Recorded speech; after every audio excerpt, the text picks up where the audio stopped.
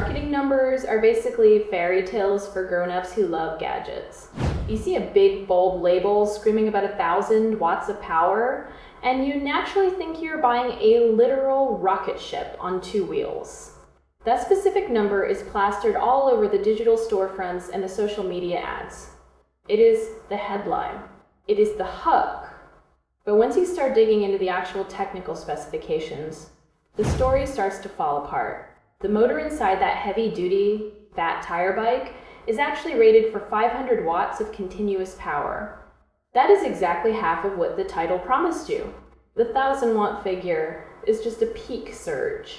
It is a momentary burst of energy that only happens for a few seconds under perfect conditions. For the majority of your ride, you are operating with a motor that is much smaller than you were led to believe. This is a classic case of marketing math. It is designed to win the clicks while the real performance lives at a completely different address. It is like buying a high-performance sports car and realizing the engine only works at full speed while driving down a steep mountain with a tailwind. The rest of the time, you are just driving a standard commuter. Then we have the range claims, which follow the exact same playbook. The company advertises 60 miles of range on a single charge. That sounds like a dream for anyone looking to ditch their car. But independent riders are reporting something very different. In real-world conditions with the throttle engaged, most people are seeing between 25 and 35 miles. To hit that 60-mile mark, you would need to be on perfectly flat ground using the lowest possible assistance level while doing most of the pedaling yourself. Most people do not buy a powerful electric bike just to do all the heavy lifting with their own legs. But the most alarming part of this investigation involves the battery.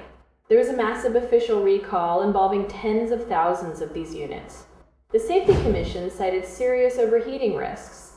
There were over a dozen reported incidents in several actual fires. This is not just about a misleading spec sheet. This is a legitimate safety concern that could put your home or your garage at risk. The bike itself is built on a solid aluminum frame, and the fat tires do perform well on sand and snow. The current models even have the proper safety certifications. However, the gap between the advertising and the reality is just too wide to ignore. I would much rather be honest with you than take a paycheck from a company that might be cutting corners on their data. If this breakdown saved you from a bad purchase, you can support this work by using my shopping links for your everyday needs. It takes a tiny bit of profit from the big retailers and keeps these investigations coming.